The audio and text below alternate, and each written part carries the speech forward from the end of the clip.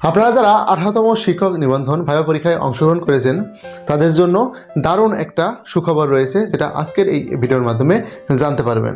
18তম নিবন্ধন পরীক্ষার যখন লিখিত রেজাল্ট প্রকাশিত হয় তখন আমরা দেখলাম যে এখানে উত্তীর্ণ প্রার্থীর সংখ্যা হচ্ছে 83,865 জন, অর্থাৎ 83,865 জন প্রার্থী ভাইবা পরীক্ষায় অংশগ্রহণ করতেছে এবং এই ভাইবা পরীক্ষা এখন পর্যন্ত চলমান রয়েছে। আশা করা যাচ্ছে যে আগামী মাসের শেষের দিকে হয়তো এই ভাইবাটা শেষ হয়ে যাবে এবং এরপরে ষষ্ঠ গণবিজ্ঞপ্তি আসবে।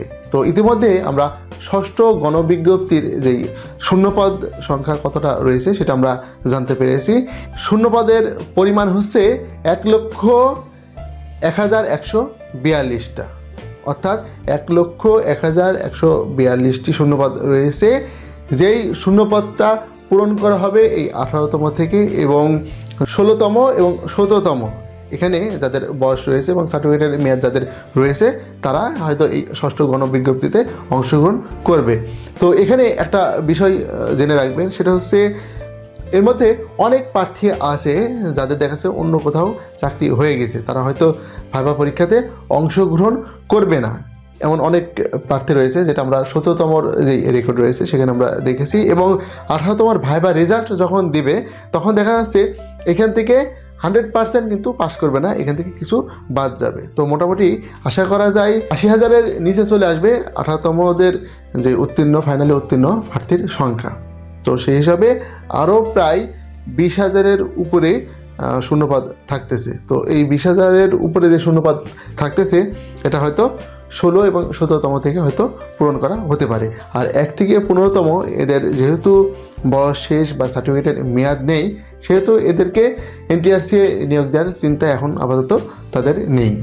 আর 18তমদের নিয়োগ যখন সম্পূর্ণ শেষ হয়ে যাবে তখন হয়তো 1 থেকে 12তম যারা ঝামেলা করতেছে এদের হয়তো বিশেষ গণবিজ্ঞপ্তি আসলে সেটা আসতে পারে, তবে সেটা 18তমদের ষষ্ঠ গণবিজ্ঞপ্তির আগে নয়।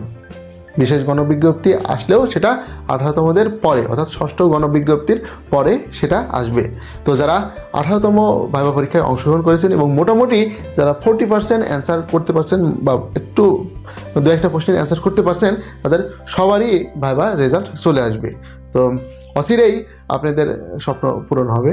তো আশা করি আল্লাহ তাআলা সবার মনের বাসনা পূরণ করুক। তো এই ছিল মূলত আজকের ভিডিও।